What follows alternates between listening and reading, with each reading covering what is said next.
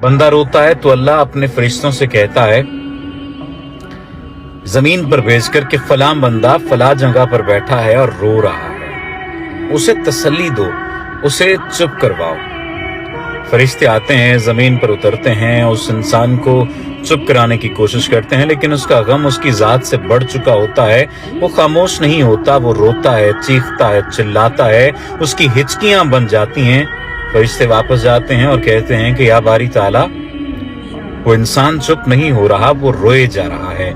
जाने उसे ऐसा क्या दुख है, ऐसा क्या गम है जो उसकी जात के अंदर मौजूद है कि वो चुप नहीं हो रहा। हमने बहुत ज्यादा उसे चुप करवाने की कोशिश की, बड़ी कोशिश लगा ली, लेकिन वो खामोश नहीं हुआ, लेकिन वो चुप नहीं हुआ, वो मुसलसल रो रहा है। तो अल्लाह पाक कहता है कि मुझे पता है मेरा बंदा क्यों रो रहा है, मैं जानता हूं, क्योंकि मैंने उससे उसकी बहुत ही दिल अजीज चीज, दिल अजीज शय, दिल अजीज इंसान ले लिया है,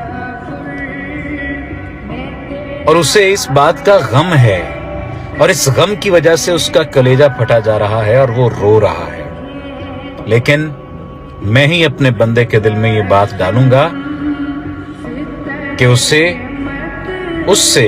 बेहतर अता करूंगा जो उससे छिन गया है। और कह दो मेरे बंदे से कि ला तकनतु मिन रहमतिल्लाह, कि अपने रब की रहमत से मायूस ना हो जाना।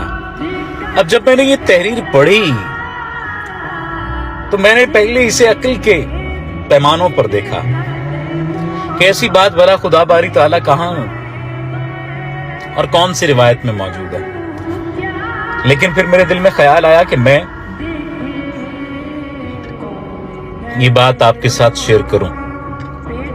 अगर आप भी रो रहे हैं किसी इंसान के चले जाने पे, किसी शय के छिन जाने पे, किसी माली जरिए के चले जाने पर, किसी माली सबब के छिन जाने पर, किसी भी चीज के दूर हो जाने से अगर आप परेशान हैं, गमगीन हैं, अफसरदा हैं, तो परेशान ना हो, क्योंकि अल्लाह ने ये खुद कह दिया है कि अपने रब की रहमत से मायूस ना होना।